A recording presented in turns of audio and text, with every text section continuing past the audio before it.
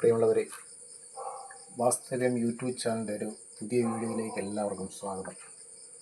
ഇന്ന് ഞാൻ നിങ്ങളോട് പറയാൻ ഉദ്ദേശിക്കുന്നത് മുഹൂർത്തം എന്ന വിഷയത്തെക്കുറിച്ചാണ്. മുഹൂർത്തം എന്ന വിഷയത്തെക്കുറിച്ച് സംസാരിക്കുമ്പോൾ ഈ വിഷയത്തിലെ ഒരു ആധികാരിക ദുരന്തമെന്ന് പറയുന്നത് മുഹൂർത്ത പദവിയാണ്. ഞാൻ ഈ പുസ്തകം നിങ്ങളെ കാണിക്കുക. ഒരു ആധികാരിക ഗ്രന്ഥമായി അറിയപ്പെടുന്നത് മുഹൂർത്ത പദവി എന്നുള്ള പുസ്തകമാണ്. മുഹൂർത്ത വിഷയത്തിൽ എനിക്ക് ആദ്യമായിട്ട് പറയാനുള്ളത്, നമ്മൾ ഏത് നല്ല ശുഭകാര്യങ്ങൾ ചെയ്യുന്നതിനും നമ്മൾ മുഹൂർത്തം നിശ്ചയിക്കാറുണ്ട്. മുഹൂർത്തം നിശ്ചയിക്കുമ്പോഴത്തേക്കിനും പ്രധാനമായിട്ടും നമ്മൾ 5 കാര്യങ്ങൾ, പഞ്ചാംഗം എന്നാണല്ലോ പറയുന്നത്. 5 കാര്യങ്ങൾ. അതായത് ആദ്യത്തേതെന്ന് പറയുന്നത് വാരം എന്ന് പറഞ്ഞാൽ ഏത് ദിവസം ആണ് എന്നാണ് ഉദ്ദേശിക്കുന്നത്. രണ്ടാമതെന്ന് പറയുന്നത് താരം എന്ന് പറഞ്ഞാൽ നമ്മൾ നാളെ അല്ലെങ്കിൽ നക്ഷത്രം.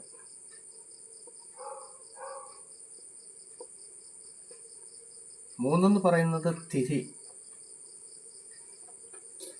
ഞാൻ വിശദീകരിക്കുന്നില്ല. 14-2-28 ഒരു അമാവാസിയും പൗർണമിയും ചേർന്ന് 30 ദിവസം അങ്ങനെയാണ് കണക്കാക്കപ്പെടുന്നത്.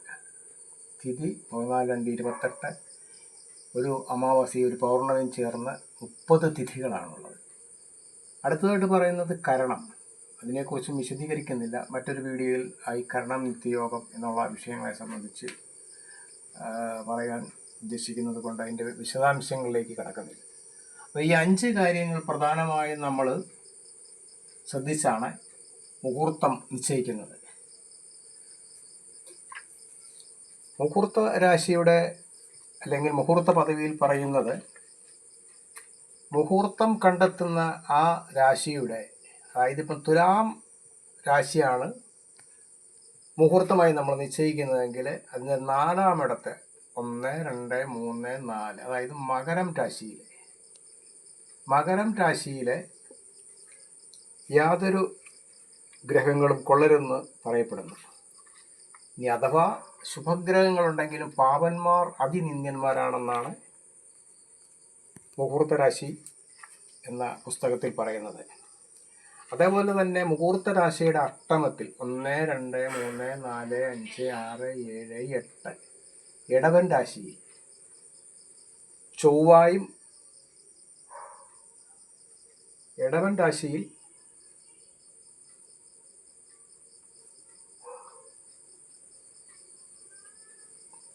അഷ്ടമത്തിൽ ചൊവ്വ പാടില്ല എന്ന് വളരെ വ്യക്തമായിട്ട് പറയുന്നുണ്ട്. അതുപോലെ തന്നെ ചൊവ്വ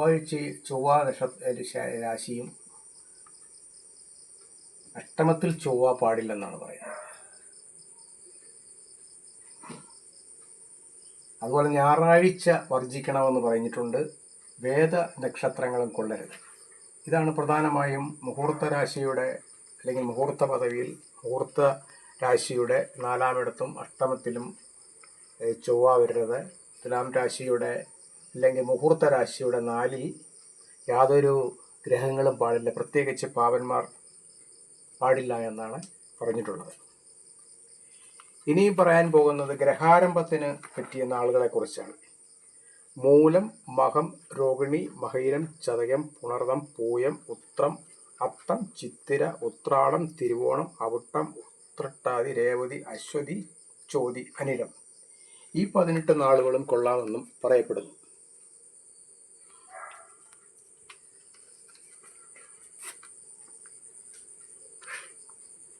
ഒരിക്കൽ കൂടി പറയാം. മൂലം,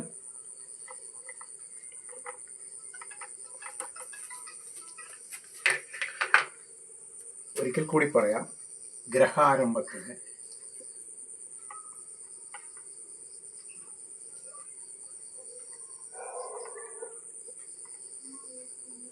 1 മൂലം,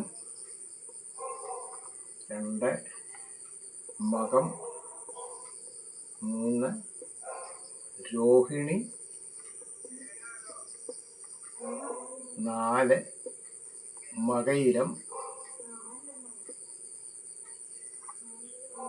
5 ചതയം പുണർദം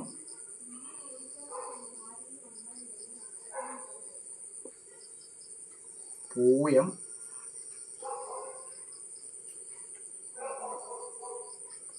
ഉത്രം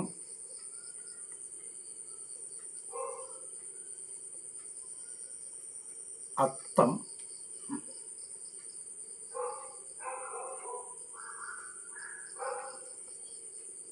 ചിത്തിര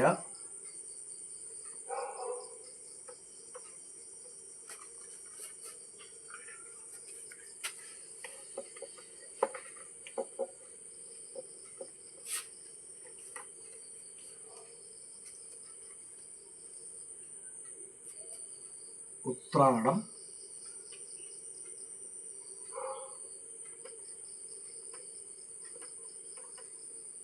തിരുവോണം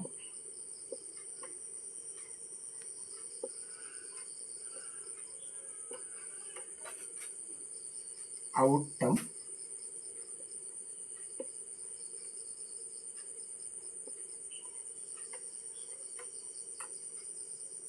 ഉത്രട്ടാതി രേവതി അശ്വതി ഉത്രട്ടാതി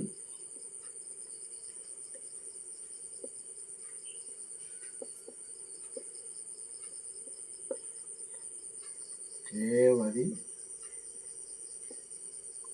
അശ്വതി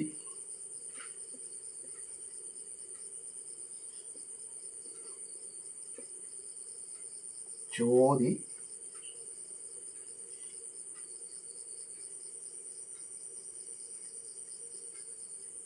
അനിഴം. മുഹൂർത്ത പദവിയിൽ ഗ്രഹാരംഭത്തിന് പറഞ്ഞിരിക്കുന്ന നക്ഷത്രങ്ങളെക്കുറിച്ചാണ് ഇവിടെ ഞാൻ പറഞ്ഞത്. മൂലം, മകം, രോഹിണി, മകയിരം, ചതയം, പുണർദം, പൂയം, ഉത്രം, അത്തം, ചിത്തിര, ഉത്രാടം, തിരുവോണം, അവിട്ടം, ഉത്രട്ടാതി, രേവതി, അശ്വതി, ചോതി, അനിഴം.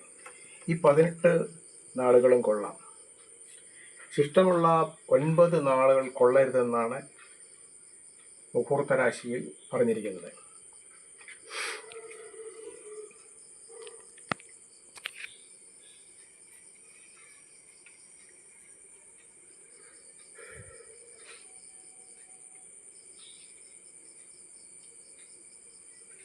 ഇനിയും ഗ്രഹപ്രവേശനത്തിന് കന്നിമാസവും കുംഭമാസവും കർക്കിടക മാസവും കൊള്ളരുത്. മറ്റുള്ള 9 മാസങ്ങളും കൊള്ളാം. ഇത് മാത്രമേ ഗ്രഹാരംഭത്തിൽ നിന്ന് ഗ്രഹപ്രവേശനത്തിന് വ്യത്യാസമുള്ളൂ. ഒരിക്കൽ കൂടി പറയാം. ഗ്രഹപ്രവേശനത്തിന് കന്നിമാസവും കുംഭമാസവും കർക്കിടക മാസവും കൊള്ളരുത്. മറ്റുള്ള 9 മാസങ്ങളും കൊള്ളാം. ഇത് മാത്രമേ ഗ്രഹാരംഭത്തിൽ നിന്ന് ഗ്രഹപ്രവേശനത്തിന് വ്യത്യാസമുള്ളൂ. ഇക്കാര്യങ്ങളൊക്കെയാണ്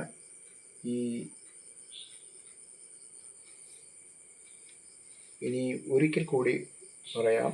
ചോതി, വിശാഖം, അനിഴം, തൃക്കേട്ട, മൂലം, ചതയം, തിരുവോണം, അശ്വതി, ഭരണി ഈ 9 നക്ഷത്രങ്ങളും ദേവാലയങ്ങൾ, ഭവനങ്ങൾ മുതലായവ ഉണ്ടാക്കുന്നതിനായി മരങ്ങൾ മുറിക്കുന്നതിന് അശുഭമാകുന്നു. ബാക്കിയുള്ള 18 നക്ഷത്രം ശുഭങ്ങളാണെന്നർത്ഥം. മരം മുറിക്കുന്നതിന് ചൊവ്വാഴ്ചയും ശനിയാഴ്ചയും തിങ്കളാഴ്ചയും വർജ്യമാകുന്നു. ഞായറാഴ്ചയും വെള്ളിയാഴ്ചയും മധ്യമമാകുന്നു. ബുധനാഴ്ചയും വ്യാഴാഴ്ചയും ഉത്തമങ്ങളാകുന്നു. എന്നാൽ ഞായറാഴ്ചയും ചൊവ്വാഴ്ചയും വർജിച്ച് തന്നെ ആചാരവും കാണുന്നുണ്ട്. പ്രധാനമായും ഈ ഗ്രഹാരംഭത്തിൻ്റെ മുഹൂർത്തത്തെ സംബന്ധിച്ചാണ് ഞാനിവിടെ നിങ്ങളുമായി പങ്കുവച്ചത്. മറ്റ് ശുഭകാര്യങ്ങൾക്കൊക്കെ മുഹൂർത്തങ്ങളെ സംബന്ധിച്ചുള്ള ഒരു വീഡിയോ പിന്നീട് ചെയ്യുന്നതായിരിക്കും. എല്ലാവർക്കും നമസ്കാരം.